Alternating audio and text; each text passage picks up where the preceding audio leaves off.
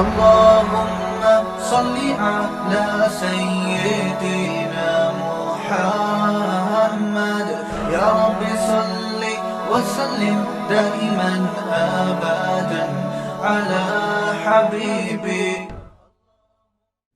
ایک صحابی میدان جہاد میں گئے، سفر میں تھے.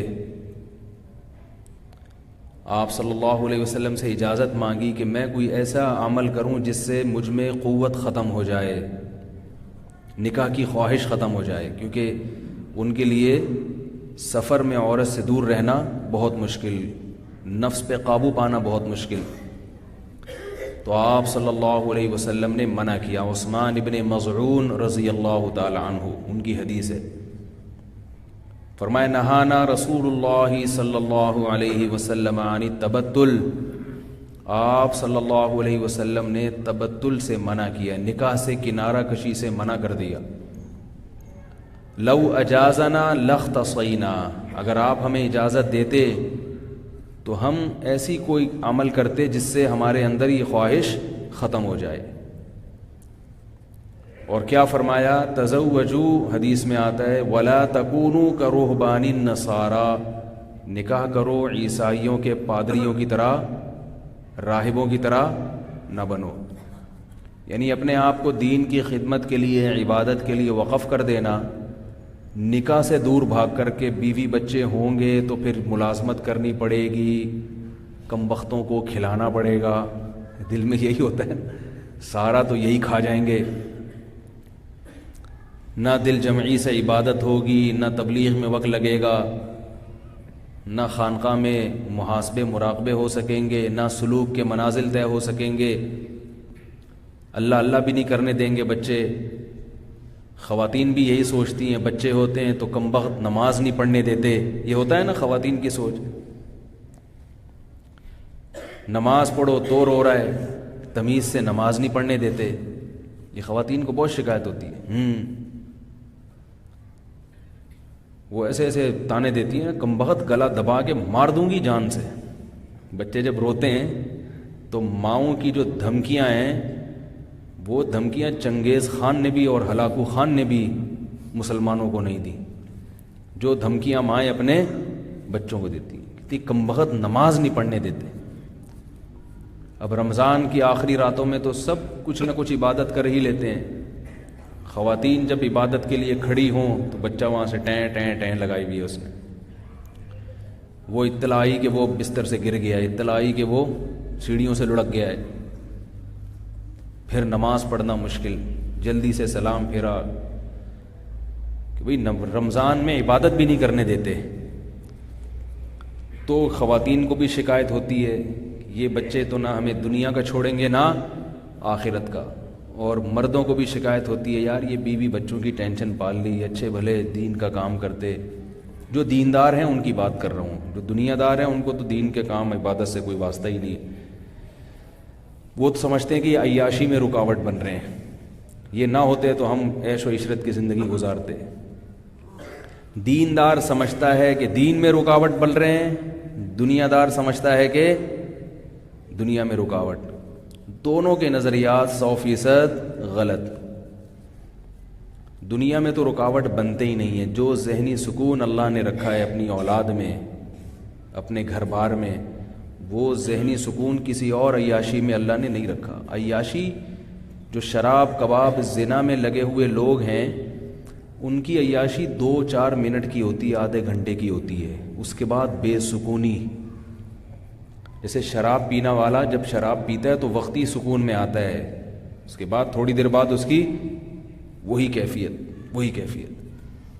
ہیروئن کی ہیروئن کو دیکھ کے اگر کوئی یہ سمجھے کہ یہ سکون میں ہے تو اس سے بڑا بے وقوف دنیا میں کوئی ہوگا؟ ارے ابھی یہ سٹا لگا رہا ہے تو سکون میں ہے، تھوڑی دیر بعد دیکھنا جب اس کو سٹا نہیں ملے گا تو کیا حالت ہوگی.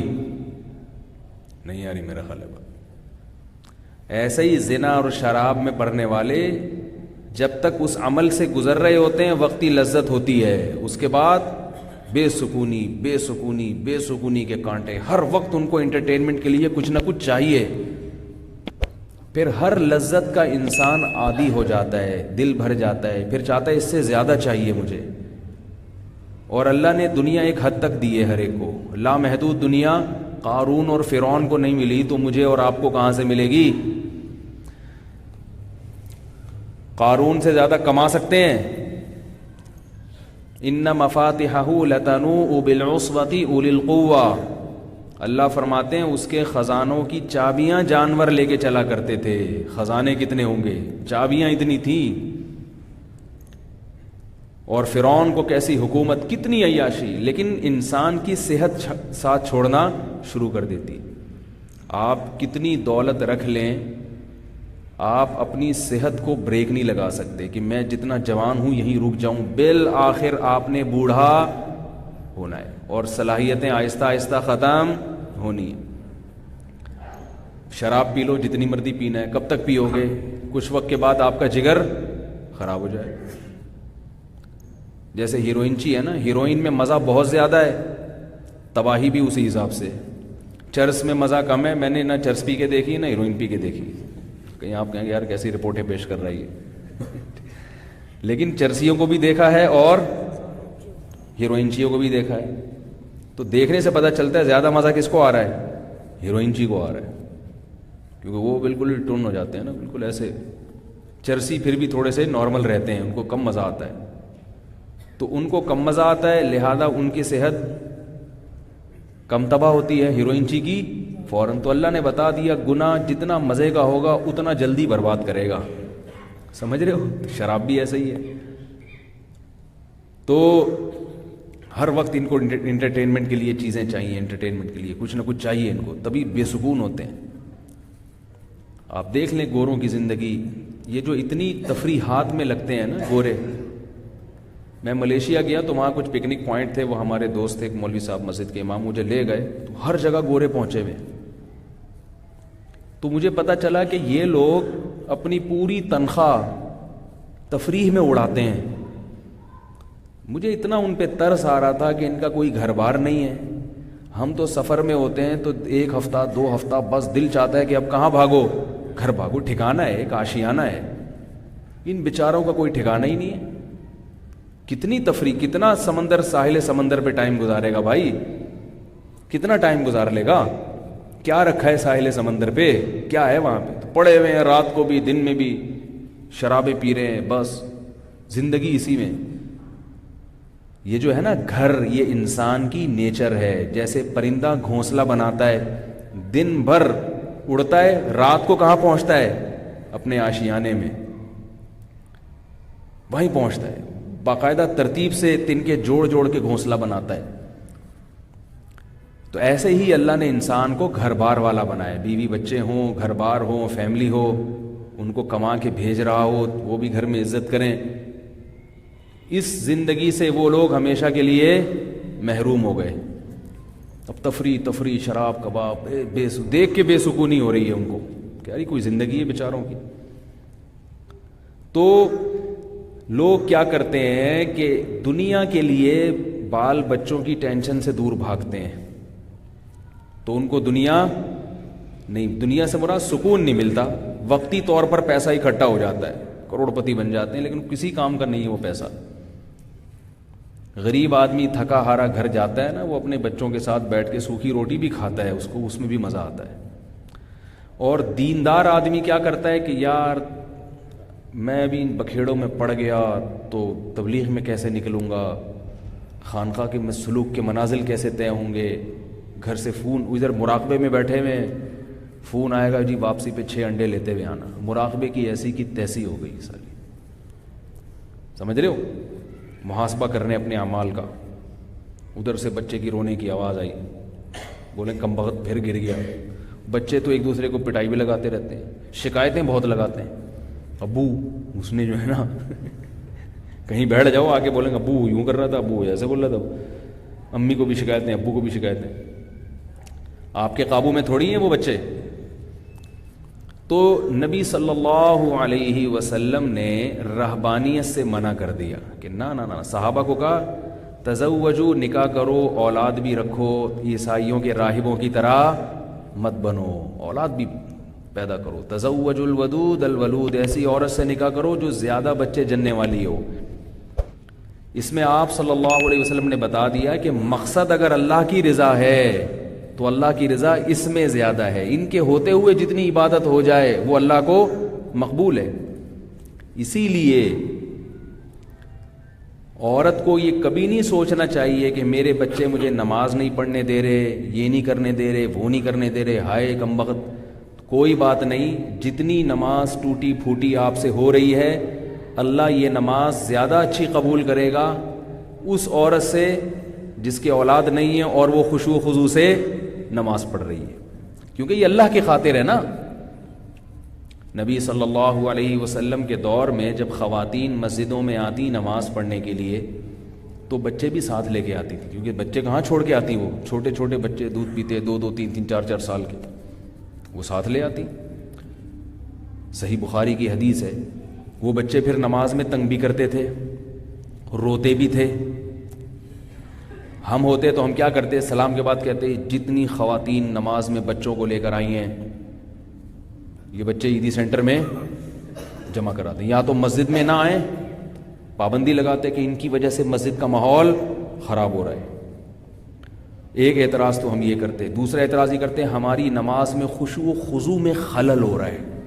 کیا خیال ہے, ہم اتنے خشوع و خضوع سے نماز پڑھ رہے ہیں اور وہ جو کونے کی صف کے کونے میں جو خاتون کھڑی ہوئی ہیں اس کا بچہ رو رہا ہے, تو اس کو گھر میں یا اس کے سیلنسر لگا کے آیا کرو بچے, کیونکہ بچہ جب روتا ہے نا تو بغیر سیلنسر کے روتا ہے, وہ پوری اس کو تو کوئی ہوش ہی نہیں ہوتا نا کیا ہو رہا ہے, پورا گلا پھاڑ کے روتا ہے.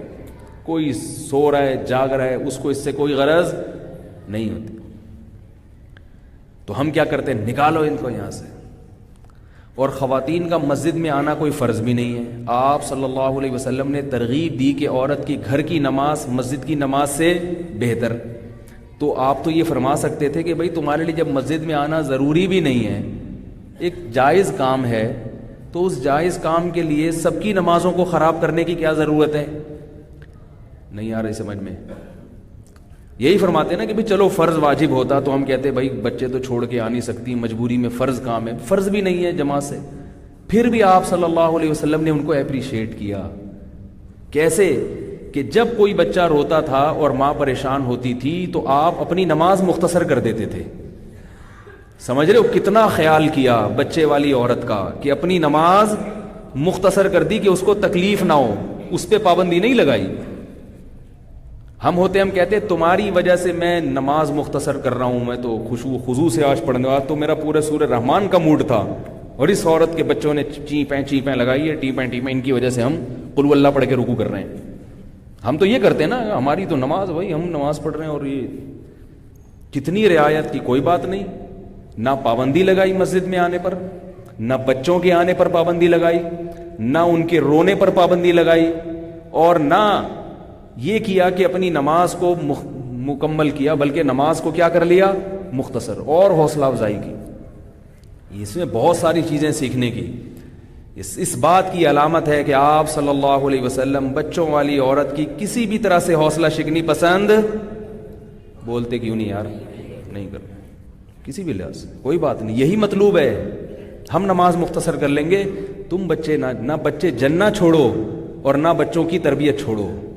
مسجد میں آئے گی تو کہاں رکھ کے آئے گی بھائی, وہ بچے کہاں رکھ کے آئے گی وہ بچے, کوئی بات نہیں, لے آؤ ساتھ, ہم نماز مختصر کر لیں گے. کتنی ہو اس میں خواتین کو ترغیب ہے کہ بہت بڑی عبادت ہے اپنے بچوں کو پالنا, کیونکہ یہ نئی نسل تیار ہو رہی ہے. اسی میں علماء بھی پیدا ہوں گے, اسی میں مبلغین بھی پیدا ہوں گے, اسی میں تاجر بھی پیدا ہوں گے. ان تمام طبقے کا مسلمانوں کو فائدہ ہوگا. اگر مائیں بچے جننا چھوڑ دیں تو مسلمانوں کی نسل گھٹنا شروع ہو جائے گی, مسلمان ہر سطح پہ کمزور ہونا شروع ہو جائیں گے. یہ جو ہمارا ملک اتنا طاقتور ہے نا پاکستان, آبادی کی قوت کی وجہ سے پاورفل ہے. سعودی عرب کی فوج ہی نہیں ہے, کیونکہ پبلک ہی نہیں ہے اس کے پاس آرمی بنانے کے لیے, اتنے افراد ہی نہیں ہیں. خیر یہ ایک الگ موضوع ہے. تو میں جو عرض کر رہا تھا کہ اگر خواتین کی نماز میں بچوں کی وجہ سے خشوع و خضوع نہیں ہوتا تو پریشان نہ ہوں, یہ سوچ لیا کریں کہ اللہ اسی نماز میں انشاءاللہ پورا اجر دے گا. اللہ کو یہ نماز پسند. ہمارے حضرت مفتی رشید احمد صاحب رحمہ اللہ تعالیٰ جب تہجد پڑھتے تھے، حضرت کے 7 یا 8 بچے تھے، تو فرماتے ہیں چھوٹے بچے بعض دفعہ روتے تھے، فرماتے ہیں میں وہی نماز پڑھتا تھا، وہاں سے جاتا نہیں تھا کہ بچے رو رہے ہیں نماز خراب ہو رہی ہے، نہ فرمایا وہیں، اس لیے کہ اللہ کی رحمت نازل ہوتی ہے بچوں کے رونے پر. فرمایا مجھے نماز میں اور مزہ آتا ہے جب بچہ رو رہا ہوتا ہے، جب بچہ رو رہا ہوتا ہے تو نماز میں اور مزہ آتا ہے اور اللہ کی طرف توجہ جاتی ہے. کل ہم بھی روتے تھے تو ہماری مائیں بھی ہمیں پالتی تھی نا یار، کیا سے سمجھا یار بھائی. آج جو بچہ رو رہا ہے تو کیا پہلی دفعہ رو رہا ہے وہ؟ آپ جب چھوٹے تھے تو آپ بھی روتے تھے نا، آپ کے ماں باپ نے بھی تو برداشت کیا تھا، یہ تو نہیں کہ گلا دبا کے پھینک دیا ہو کہ پھر یار کیا ٹینشن پال لی. جیسے آپ کے ماں باپ نے برداشت کیا اور ہمیں یہ زندگی ملی، تو ایسے ہی ہم نئی نسل کو اس کے رونے دھونے کو برداشت کریں گے، تحمل کے ساتھ، بردباری کے ساتھ. بچہ ہے روتا ہے کوئی مسئلہ نہیں، کبھی ہنستا ہے کبھی روتا ہے. جیسے بچے کے رونے پر انسان کو رونا آتا ہے، تو بچے کے جب کھلکھلا کے ہنستا ہے تو ایسا لگتا ہے جیسے ساری دنیا ہنس رہی ہے. بچے کی ہنسی بھی بڑی زبردست ہوتی ہے، ہنستا بھی فری سٹائل میں. ہم تو ہنسیں گے نا تو مجلس کے آداب کا خیال کریں گے، یار کوئی دیکھ تو نہیں رہا، بہت تمیز سے ہنسیں گے، بھئی کتنے دانت دکھانے ہیں، اور دانت صاف ہوں گے تو ہنسیں گے، ورنہ کہیں گے یار ابھی رہنے دو، بس مسکرانے پر گزارا کرو. بہت بچے میں یہ تکلفات نہیں ہوتے، بچہ فری سٹائل ہنستا ہے تو ہے، نان اسٹاپ ہنستا ہے، یعنی وہ اس میں منافقت نہیں ہے بچے میں، جو اندر ہے وہی اس کے باہر ہے. تو اس لیے بچہ رو رہا ہو، تنگ کر رہا ہو. اور ایک جنرل نالج کی بات آپ کو بتا دوں کہ بچوں کے رونے پر زیادہ پریشان بھی نہ ہوا کہ ہائے پتہ نہیں کیا ہو گیا اس کو، ہائے پتہ نہیں، کچھ بھی نہیں ہوتا، رونے دو. بچوں کے لیے چیخ چیخ کے رونا ان کے پھیپھڑوں کے لیے بہت ضروری ہے. جو بچہ چیخ چلا کے نہیں روتا اس کے پھیپھڑے کمزور ہو جاتے ہیں. اور یہ اللہ نے اس لیے بھی رکھا ہے کہ آپ کے اندر برداشت پیدا ہو، تحمل پیدا ہو. کیونکہ جس آدمی میں برداشت نہیں ہے، جس عورت میں برداشت نہیں ہے، وہ دنیا کا کوئی کام نہیں کر سکتا. نہ وہ مرد کر سکتا ہے نہ عورت کر سکتا ہے. اپنے بچے ہی برداشت نہیں ہو رہے تو کیا کرو گے دنیا میں؟ اتنا چھوئی موئی بن کے زندگی گزارو گے نا، بالکل ہی ایسے بالکل چھوئی موئی بن کے ہائے اللہ ہوئی اللہ والی، تو دنیا میں کچھ نہیں کر سکتے. ہم نے بڑے بڑے علماء بزرگوں کو جنہوں نے دین کے بڑے کام کیے ہیں، ان کے انہوں نے بچوں کی ٹینشن بھی پالی ہے، بچوں کی ٹینشن بھی پالی ہے انہوں نے. حضرت ابو ہریرہ رضی اللہ تعالیٰ عنہ کے 19 بچے تھے. کیا یہ عیدی سینٹر نے پالے تھے؟ انہوں نے ہی پالے ہیں، اور دین کا کتنا کام کیا. خالد ابن ولید رضی اللہ تعالیٰ عنہ کتنے بڑے مجاہد، پوری آدھی دنیا فتح کی ہے. 40 بیٹے تو میدان جہاد میں شہید ہوئے ہیں ان کے. انس ابن مالک رضی اللہ تعالیٰ عنہ نے بہت علم پھیلایا ہے دنیا میں، بڑا کام کیا ان کا علمی. انس ابن مالک رضی اللہ تعالیٰ عنہ سے بہت ساری حدیثیں منقول ہیں. کوفہ میں، بصرہ میں حضرت انس ابن مالک درس دیا کرتے تھے. بچے بتاؤں کتنے تھے؟ نہیں بتاؤں؟ بتا دوں. صحیح بخاری کے مطابق فرماتے ہیں 120 بچے تو وہ ہیں جو میں اپنی زندگی میں دفن کر چکا ہوں، اور 100 بیٹے انہوں نے اپنی زندگی میں چلتے پھرتے دیکھیں. 100 بیٹے. کوفہ میں 4 آدمی ایسے گزرے جن کے 100 بیٹے انہوں نے اپنی آنکھوں سے دیکھے ہیں. دیکھے کا مطلب جو جوان ہو چکے تھے چلتے پھرتے. ان میں ایک انس ابن مالک بھی تھے. 4 بیویاں کے علاوہ باندیاں بھی ہوتی تھی، لیکن بچے تو ہو گئے نا، چاہے باندی سے ہو چاہے بیوی سے ہو. انہوں نے تو پال بھی لیے، سب کچھ ہو گیا. بچے خود تربیت کر رہے ہوتے ہیں ایک دوسرے کی. بچے زیادہ ہوتے ہیں، ماں باپ کا بوجھ ہلکا ہو جاتا ہے، کیونکہ وہ خود ایک دوسرے کو سنبھال لیتے ہیں. ایک کو پالنا مشکل ہے، ہر وقت ماں باپ کے ساتھ چمٹا رہے گا وہ، ہر وقت. تو خیر، اس لیے آپ صلی اللہ علیہ وسلم نے چونکہ ترغیب دی ہے بھائی خاندان بھی ہوگا، اور مسلمان کا خاندان چھوٹا نہیں ہوتا، کیسا ہوتا ہے؟ بڑا ہوتا ہے. تو بڑا خاندان ہے تو ذمہ داریاں بھی اسی حساب سے. جب ذمہ داریاں ہیں تو مسجد میں آ کے اگر بیٹھ جائے گا تو ذمہ داریوں کون نبھائے گا بھائی؟ کیا خیال ہے؟ تو یہ آلو پیاز ٹماٹر انڈے لیتے آنا، دہی لیتے آنا، ٹینشن لینے کی، اسی میں ثواب ملے گا. جو آدمی، امام احمد ابن حنبل فرماتے ہیں رحمہ اللہ تعالی کہ ایک شخص جو کمارا چھڑا چھاڑ ٹینشن فری، سمجھ رہے ہو نا، وہ فرماتے ہیں کہ وہ عبادت میں زندگی گزار رہا ہے، 24 گھنٹے اللہ اللہ کرتا ہے. دوسرا وہ شخص ہے جو فرائض واجبات پورے کر رہا ہے اور بچوں کی تربیت نگرانی میں پریشان رہتا ہے. غربت ہے، بچے روٹی مانگتے ہیں تو اللہ سے ہاتھ پھیلاتا ہے کہ اللہ رزق نہیں ہے میرے پاس، ان کا پیٹ کیسے بھروں. فرمائیے دوسرا شخص اللہ کو زیادہ محبوب ہے پہلے کی نسبت. اس کی پریشانی پر بھی اللہ کیا ہوتے ہیں؟ خوش. کیونکہ یہ بھی چاہ سکتا تھا نہ نکاح کرتا نہ وہ اولاد پیدا کرتا, ٹینشن فری زندگی گزارتا ہے. جب نکاح ہی نہ ہو, اولاد نہ ہو, تو گیس کی ٹینشن ہے, گیس بجلی کی کوئی ٹینشن نہیں ہے. وہیں آفس میں ہی سو جایا کرو, وہاں سے نکلو مدنی مسجد شب جمعہ میں سو جاؤ. سونے کی جگہ بہت ہیں پوری دنیا میں, بہت ہیں جگہ سونے کی. جاگنے کے لیے جگہ چاہیے, سونے کے لیے تو جگہ ہی نہیں چاہیے. حقیقت ہے, کہیں بھی نیند آ جاتی ہے, بس میں سو جاؤ, ٹرین میں سو جاؤ, جب دھلے گی خود ہی نکال لیں گے تمہیں وہاں سے. اور PIA میں تو سو جاؤ, کچھ پتہ ہی نہیں چلے گا ان کو. اگلی پرواز میں خود ہی اٹھا دیں گے. جب آپ آسٹریلیا پہنچو گے نا, ان کو تو پتہ ہی نہیں چلتا. تو یہ جو ہے نا ٹینشن اولاد کی, بیوی بچوں کی, ہائے یہ, پھر بہنوں کی, بہن بیوہ ہو گئی, طلاق یافتہ ہو گئی, بلا لو اپنے گھر میں, کوئی بات نہیں. جب تک ماں باپ یہاں بھی بڑا ظلم کرتے ہیں. لڑکی کو طلاق ہو جائے کہتے ہیں اس گھر میں واپس نہیں آنا, بیوہ ہو جائے کہتے ہیں اس گھر میں نہیں آنا ہے واپس. سسرال والے الگ زیادتی کر رہے ہیں اس کے ساتھ, اور ماں باپ نے اپنے گھر کے دروازے الگ بند کر دیے. لڑکی پہ ظلم ہو رہا ہے, زیادتی ہو رہی ہے, وہ شوہر سے طلاق چاہتی ہے. والدین کو پتہ ہے کہ ہمارا داماد ظالم ہے, لیکن بیٹی کو منع کرتے ہیں کہ طلاق نہیں لینا. کیوں منع کر رہے ہیں؟ اس لیے کہ یہ ہمارے لیے ٹینشن بن کے نہ آ جائے دوبارہ. کوئی بات نہیں بھائی, اللہ نے تمہیں سرپرست بنایا ہے, باپ بنایا ہے, ماں بنایا ہے, کوئی بات نہیں, اللہ برکت دے گا, آنے دو. دروازے کھلے رکھو, گھر اجاڑو نہیں جان جان کر. لیکن اگر ظلم ہو رہا ہے بولو کوئی بات نہیں, ہماری بیٹی ہے, دروازے کھلے رکھو. ایک صاحب مجھ سے ملے, وہ اپنی بہن کا پورا خرچہ, اور 4 بیوہ بہن تھی اور 4 بچے, پورا خرچہ گھر کا اٹھا رہے ہیں. بہن گھر کا کرایہ بھی دے رہے ہیں, گیس بجلی کا بل بھی دے رہے ہیں, پورا راشن ڈال رہے ہیں کئی سالوں سے. مجھے اتنی خوشی ہوئی, میں نے کہا ایسے خاندانی لوگ بھی الحمدللہ موجود ہیں.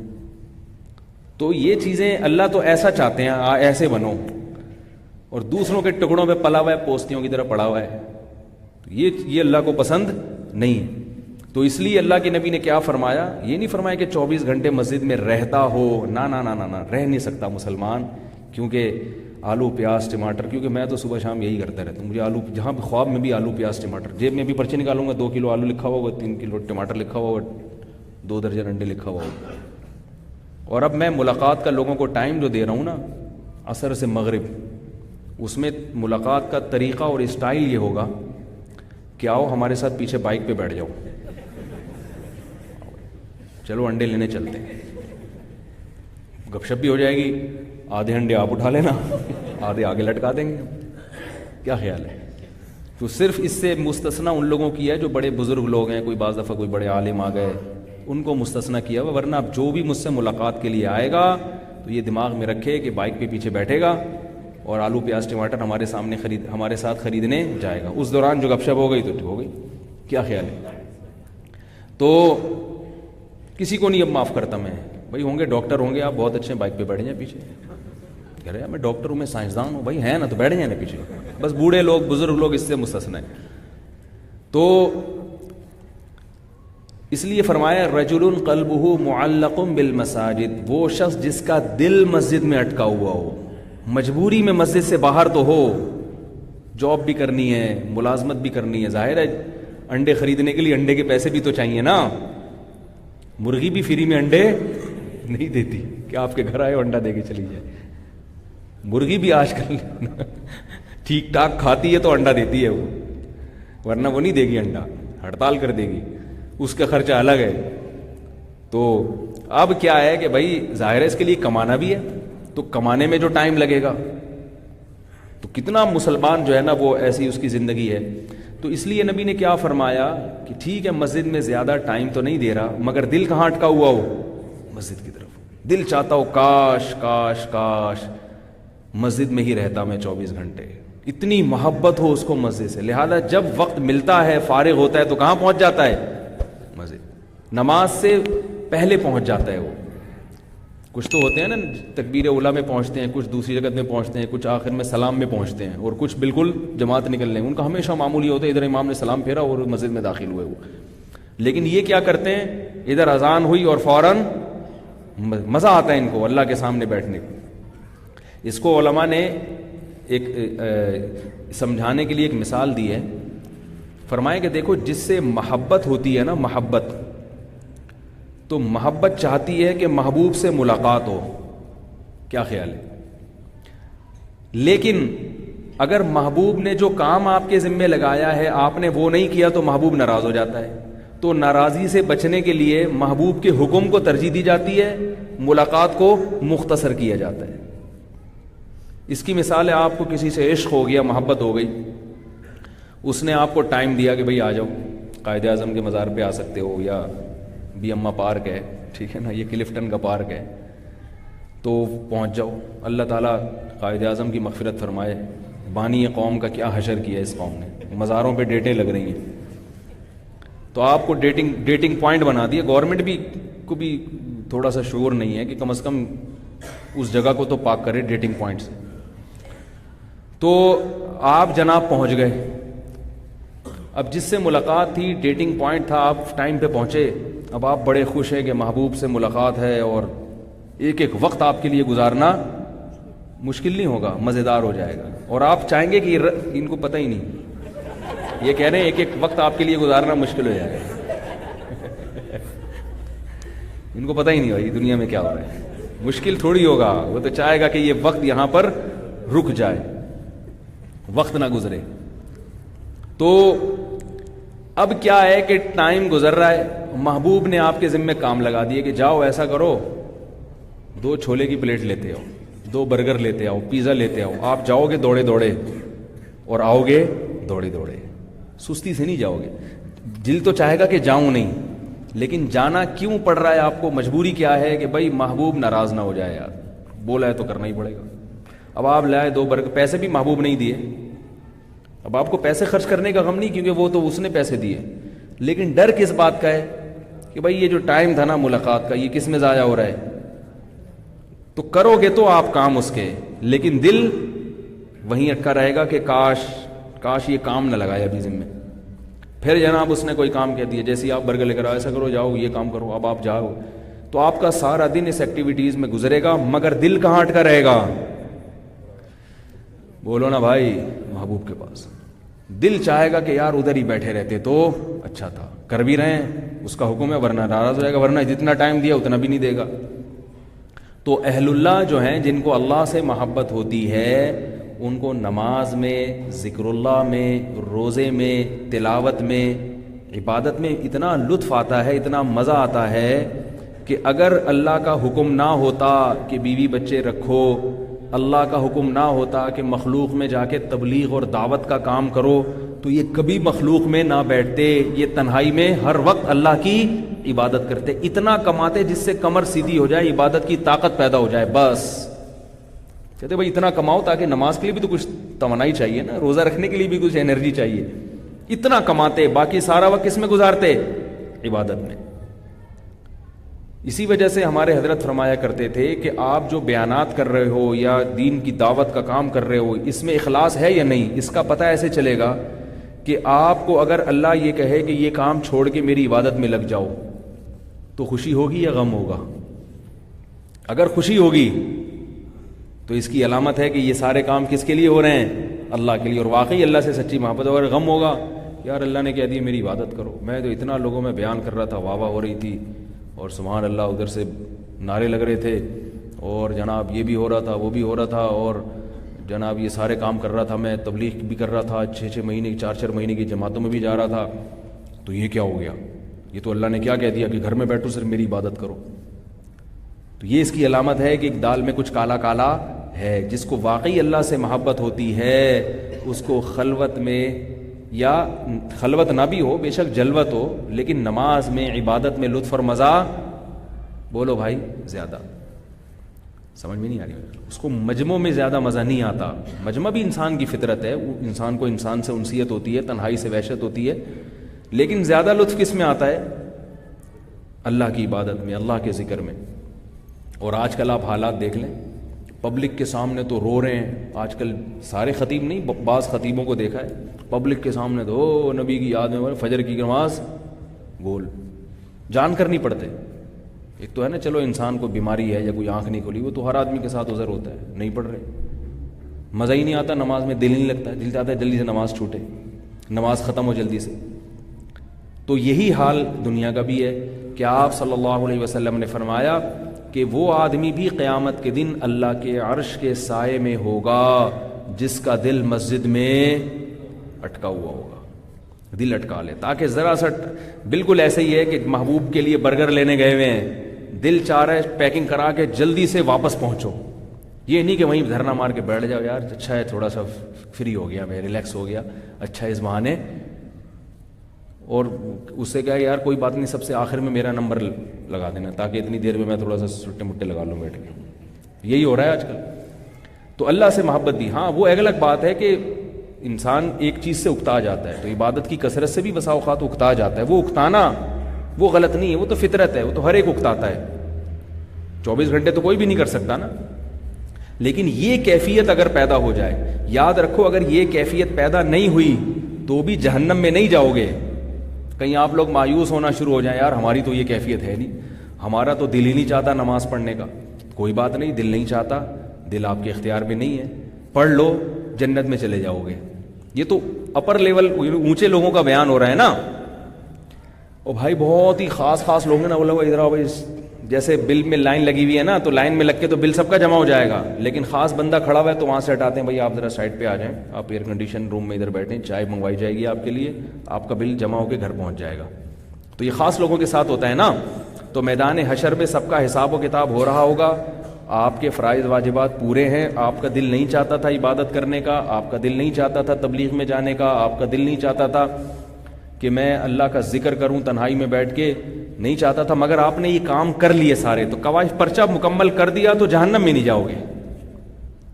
میدان حشر میں انشاءاللہ اعمال نامہ دائیں ہاتھ میں ملے گا. لیکن اگر دل مسجد میں اٹک گیا اور یہ کیفیت پیدا ہو گئی تو یہ بہت بڑی کیفیت ہے, یہ بہت بڑی اللہ کی نعمت اور اللہ کی رحمت ہے, مطلوب ہے شریعت میں. مقصود اگرچہ نہ ہو مگر محمود ہے, محمود مطلوب نہیں, محمود ہے, بہت پسندیدہ کیفیت ہے, دل اٹک جائے مسجد میں. اسی طرح عورت, بچہ نماز نہیں پڑھنے دے رہا, دل نہیں لگ رہا نماز میں, کوئی بات نہیں, پھر بھی پڑھے گی تو انشاءاللہ بہت اجر ملے گا. لیکن اگر ایسی کیفیت پیدا ہو جائے جیسے ہمارے حضرت کی تھی کہ بچہ رو رہا ہے تو بھی نماز میں اور مزہ آ رہا ہے, اور مزہ آ رہا ہے کہ بھئی اللہ نے مجھے اولاد دی ہے اور اس اولاد کے رونے پر میں صبر کروں گا تو ثواب ملے گا, یہ سوچ کے نماز میں اور خشوع پیدا ہو گیا, تو یہ اعلیٰ درجے کی کیفیت ہے. اسی طرح خاتون عورت اگر یہ سوچے کہ اللہ نے یہ بچے مجھے دیے, یہ تنگ کر رہے ہیں, رو رہے ہیں, تو ان کے رونے سے اللہ کیا ہو رہا ہے, خوش ہو رہا ہے, تو یہ سوچ کے نماز میں اور مزہ آنا شروع ہو جائے تو یہ زیادہ اچھی کیفیت ہے. عورت کا دل مسجد میں اٹکنے کا مطلب کیا ہے کہ عورت کا دل عبادت میں, عورت کا دل, عورت کے لیے ترغیب یہی ہے کہ گھر میں نماز پڑھے, مسجد سے بہتر ہے. مسجد میں آنے کی بھی عورت کو اجازت دی شریعت نے, مگر افضل کیا قرار دیا, گھر میں نماز پڑھے. تو اب عورت گھر میں نماز پڑھ رہی ہے اور حدیث میں آتا ہے اپنے گھروں میں ایک کمرے کو مسجد بناؤ, خواتین کے لیے خاص طور پہ. اس میں کیا ہونا چاہیے, نماز ہونی چاہیے. تلاوت کا ایک کمرہ, اگر اللہ نے زیادہ کمرے دیے ہیں, گھر بڑا ہے, آپ کو مالی وسعت دی ہے, تو ایک کمرہ کس کے لیے خاص کر دیں, عبادت کے لیے. وہاں بچوں کا داخلہ ممنوع, کیونکہ بچے وہاں ناپاکی کریں گے, تو بچوں کو پابندی لگا دو, بیٹا یہ باقی کمرے تم لوگ کے لیے, یہ کمرہ کس کے لیے, عبادت کے لیے. پھر اگر کسی بچہ تنگ کر رہا ہے تو اس کو اپنے ساتھ لے جائیں, جو سو گئے ہیں وہ سو جائیں, جو تنگ کر رہے ہیں وہ اپنے ساتھ آ جائیں. پھر وہ چونکہ جو آپ کے اختیار میں تھا وہ تو کر لیا, جو غیر اختیاری چیز ہے اس پہ اجر. اب یہ جو میں بتا رہا ہوں نا بچے کے رونے پہ اللہ خوش ہوتا ہے, یہ جب ہے جب خود سے روئے. اب آپ مسجد میں خاتون بچے کو لے آئیں, وہ نہیں رو رہا, چماٹ مار کے اس کو رلا رہی ہیں, رو تاکہ امام نماز مختصر کرے, ٹھیک ہے, تو یہ جائز نہیں ہے. خود سے جو آزمائش آتی ہے اس پہ اجر ملتا ہے.